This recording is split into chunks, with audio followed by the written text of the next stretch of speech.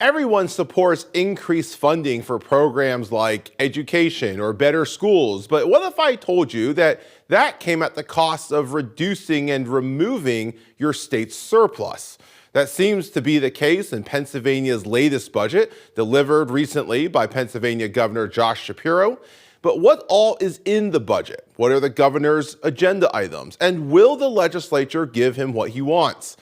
All of those questions are worth discussing, and we're joined today by Greg Moreland of the NFIB to break down those questions and more. That's all coming up right here, right now. I'm Sam Chen, and this is Face the Issues.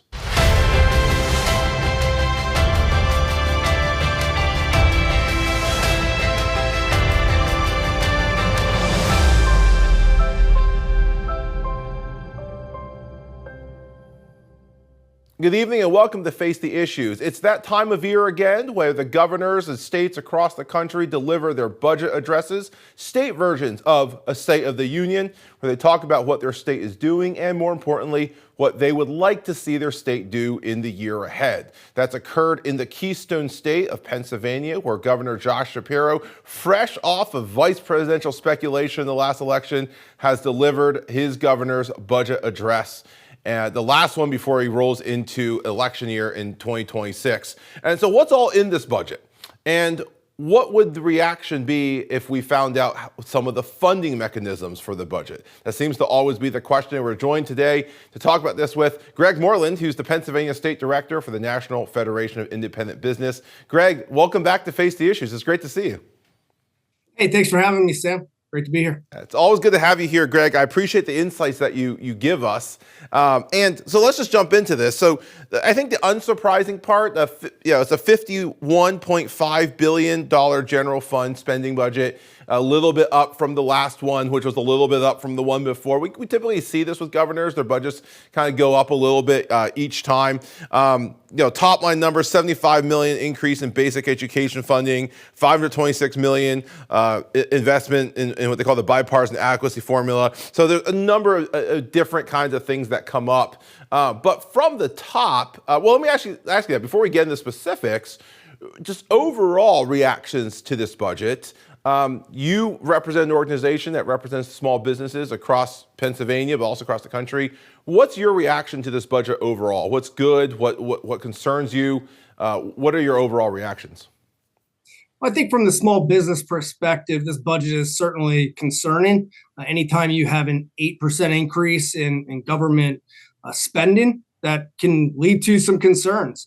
And really, it's about how we got here, right? And I think if we're going to empty out rainy day funds and we're going to start counting revenues for items that aren't even legal yet, we need to go back to the drawing board. We need to take a page from Washington and take a hard look at some of these agencies and some of these line items and really determine what is the best course of spending. Look, government doesn't create anything. They can't just make more of a product and sell more of that to make more money. The only place they get money from is from constituents and from taxation. And so it's important that these folks use our money appropriately.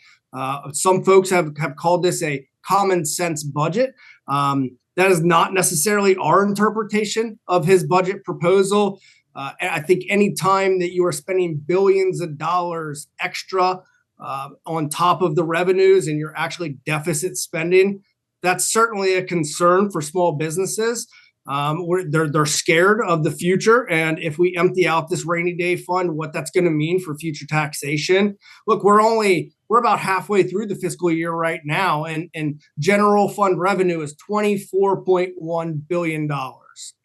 But general fund spending is $29.15 billion. That is a $5 billion delta. We are $5 billion deficit spending currently right now in this fiscal year.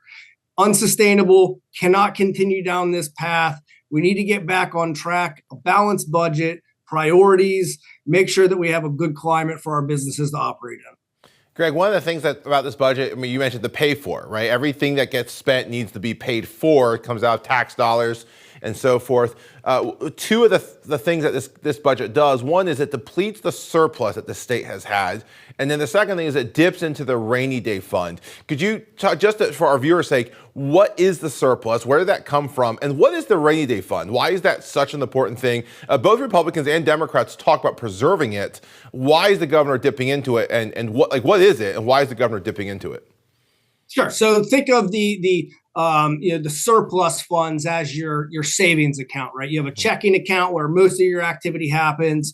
You have this surplus, which was extra left over from the checking account. And so that goes into savings, right? And so we're banking that, we're saving it. And then you have a rainy day fund. Think of that as kind of like an investment account. It's a very long-term account that shouldn't really be dipped into unless there is a major emergency.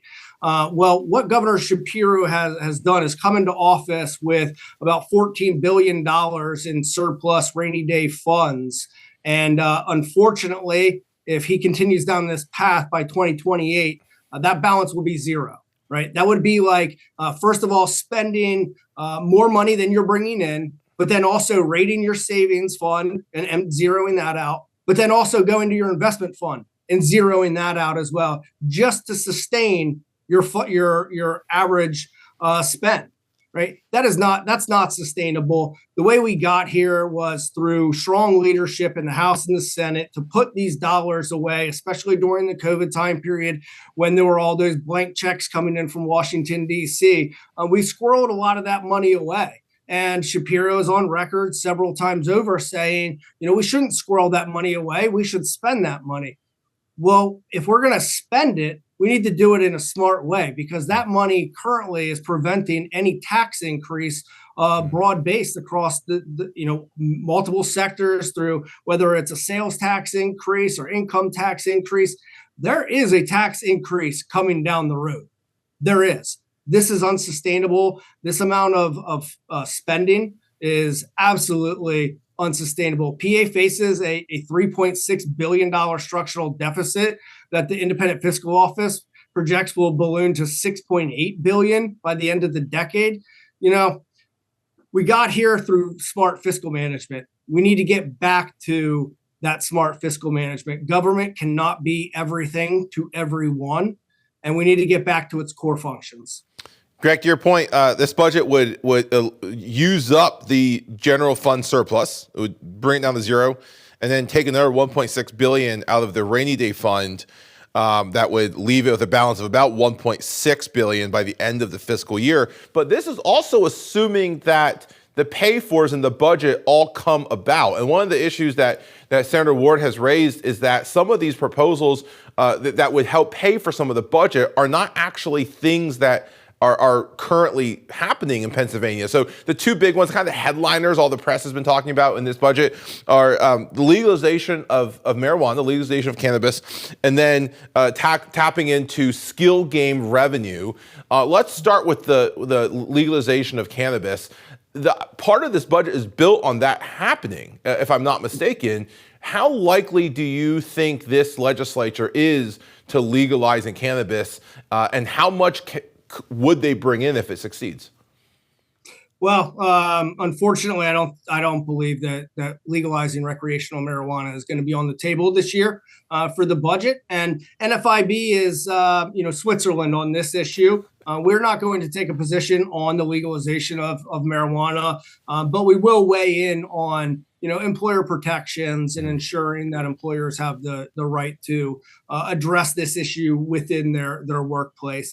Look, we can't be projecting revenues for things that don't exist right now. That would be like saying, being unemployed and saying, well, I'm going to spend the money. Once I get a job, I'm going to spend the money on A, B, and C. Well, you don't have the job yet, right? You don't have the legalized marijuana yet.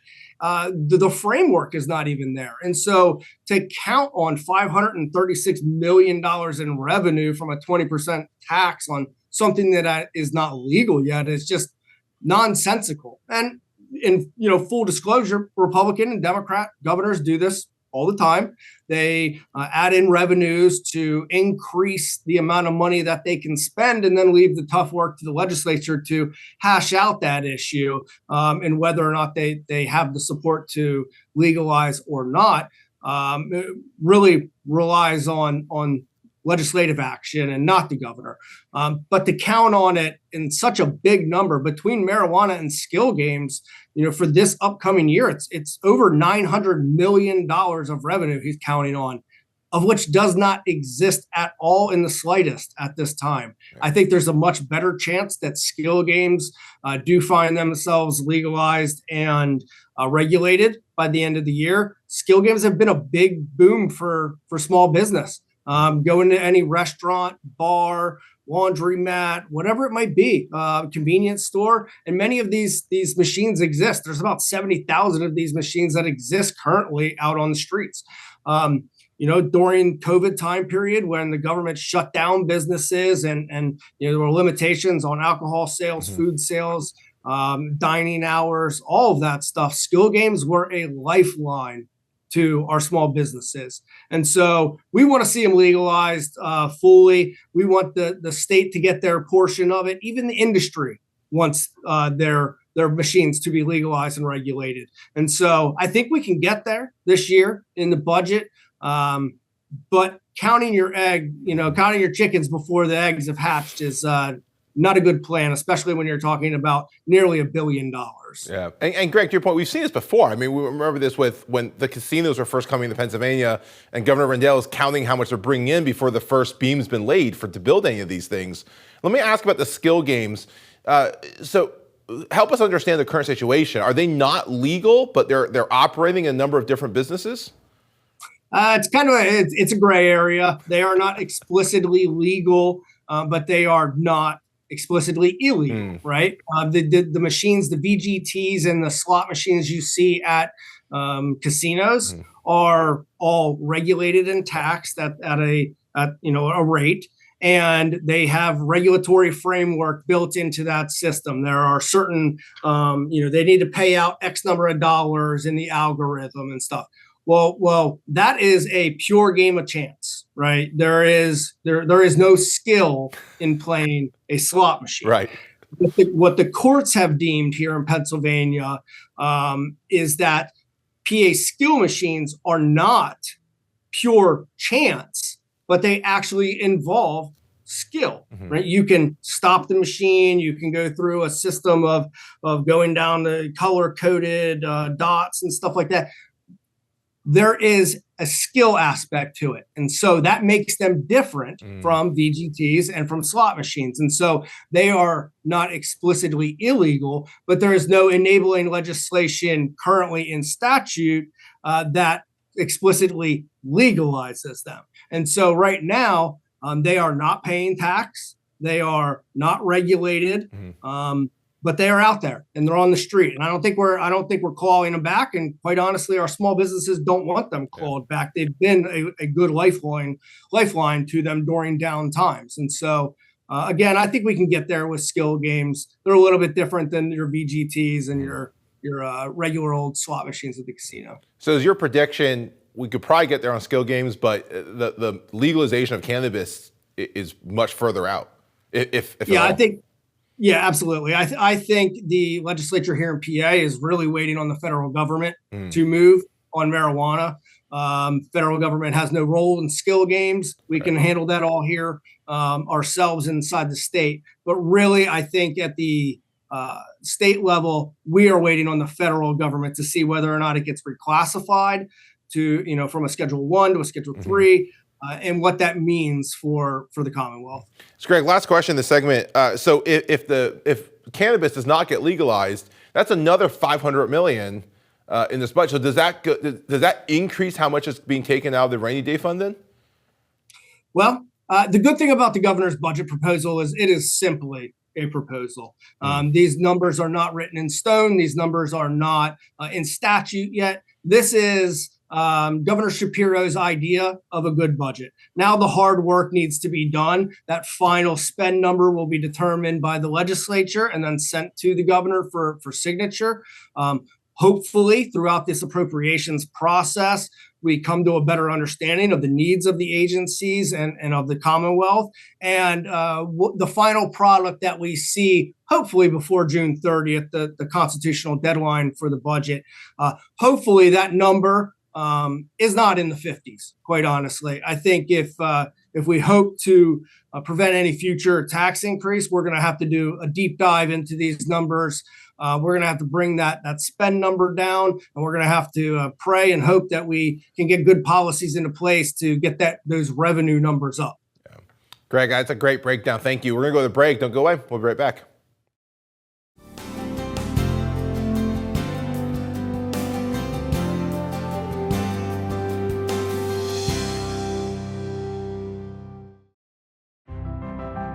Watch Lighthouse TV wherever you go. Available on Roku, Amazon Fire TV, and Apple TV. You can view our in-house studio productions on demand or watch what's on the station right now with our 24/7 live stream. Search Lighthouse TV online on your streaming device or go to our website for more information. Visit lighthousetv.org to stay connected. There you can find out what's currently on the air and coming up.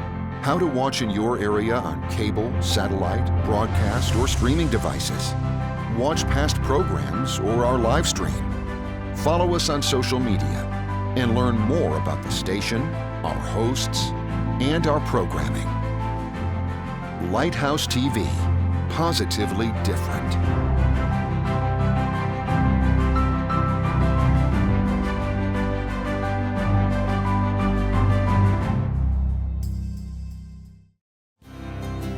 Face the Issues is produced and recorded in the studios of Lighthouse TV.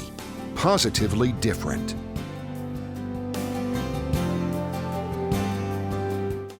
Welcome back to Face the Issues. Greg, let's pick up where we left off, talking about the budget proposal is a proposal, but the legislature is the one that really needs to do the work, and they're going to pass a budget that will eventually go to the governor's desk.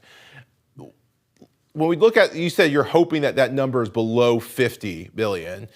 What proposals do you hope will be taken out? Let's start there. What proposals do you hope will be taken out of this budget, or at least amended from what the governor's proposed?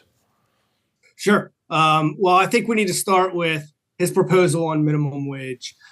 This is a boogeyman argument. It's the argument that there's, the poor single mom working 2 jobs and still making $7.25. That is absolutely 100% not the case. We sit on the minimum wage advisory board here at the state, and there are only 47,200 workers in 2024 making minimum wage. And you say, who are those workers?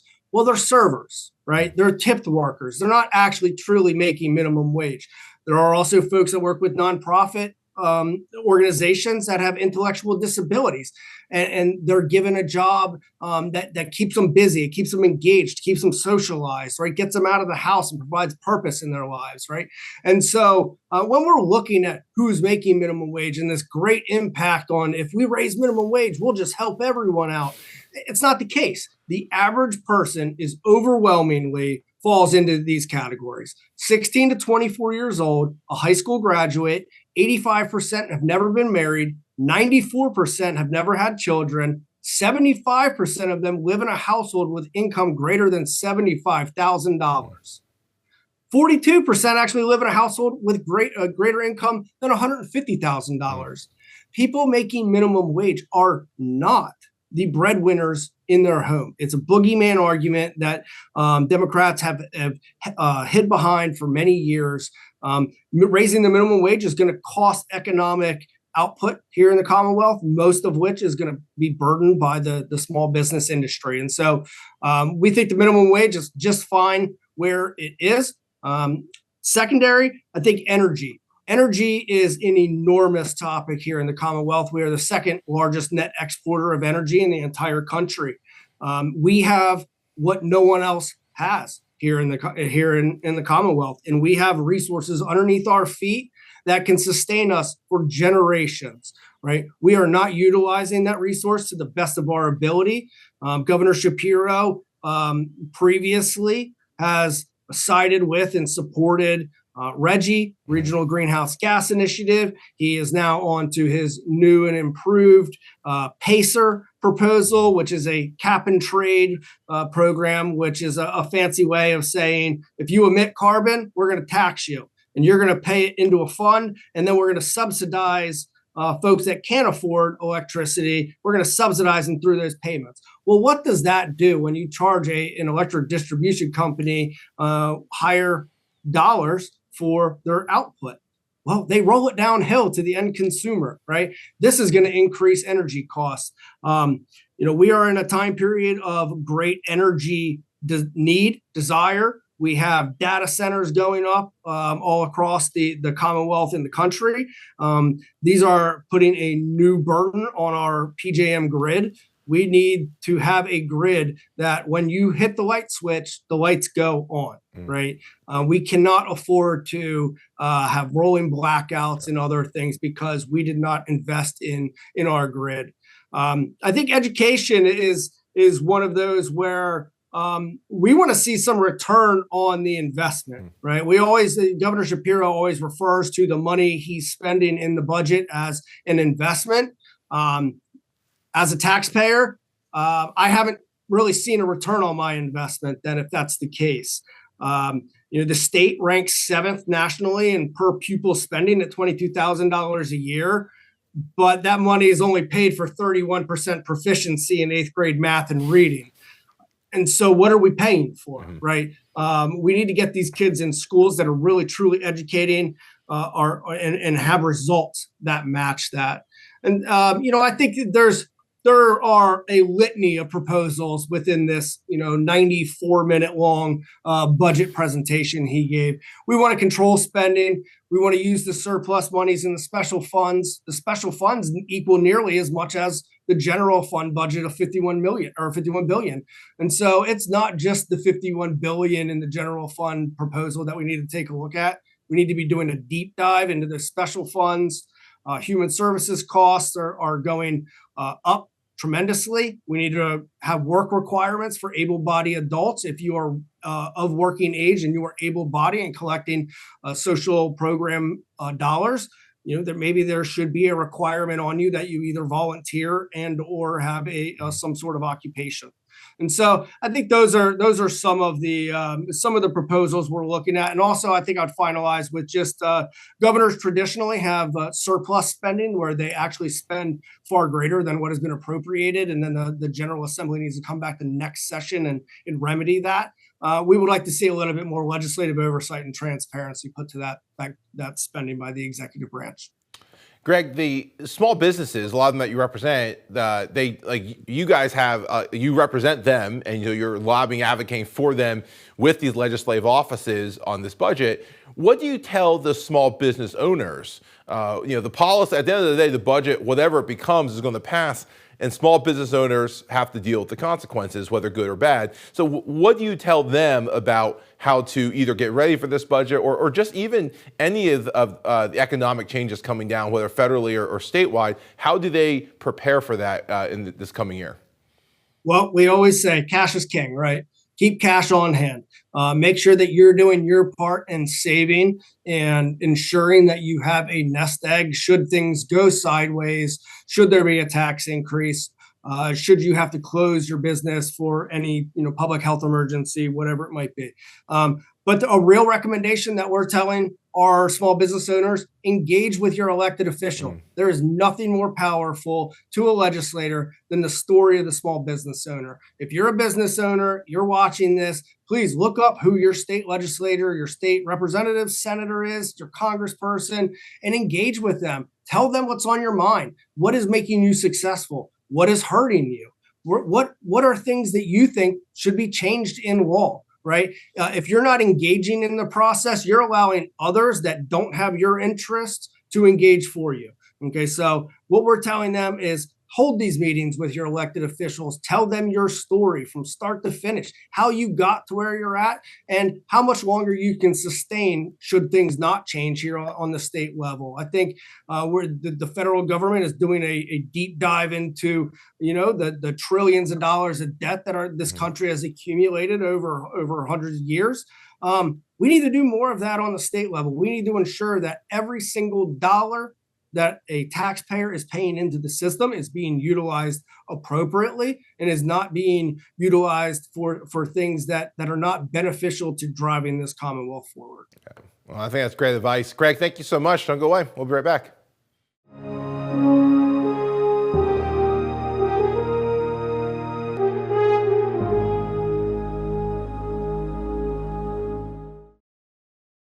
Watch Lighthouse TV wherever you go. Available on Roku, Amazon Fire TV, and Apple TV. You can view our in-house studio productions on demand, or watch what's on the station right now with our 24/7 live stream. Search Lighthouse TV online on your streaming device, or go to our website lighthousetv.org for more information. Lighthouse TV, positively different.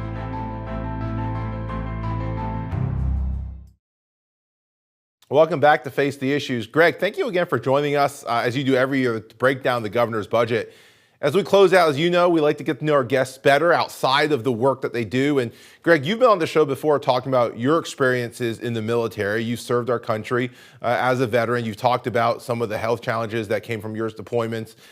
You're proudly wearing your airborne pin, as you can see. And you've recently started getting involved with Camp Freedom. So talk to us a little bit about that camp and what got you to get involved with them. Yeah, so Camp Freedom, it's up in Carbondale.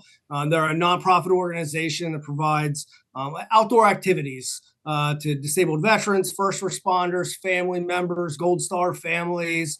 Do things such as like hunting, shooting sports, or fishing, hiking, biking, and a lot of other activities. And quite honestly, Sam, when I came back from overseas in 2012 after being injured in an IED explosion, I didn't know what I was doing. I was lost. I absolutely lost. I had lost my career. I had lost, a lot of my health at the time. I was laid up in a lot of pain. And so it was a really, really tough time. I struggled through that time for quite a bit.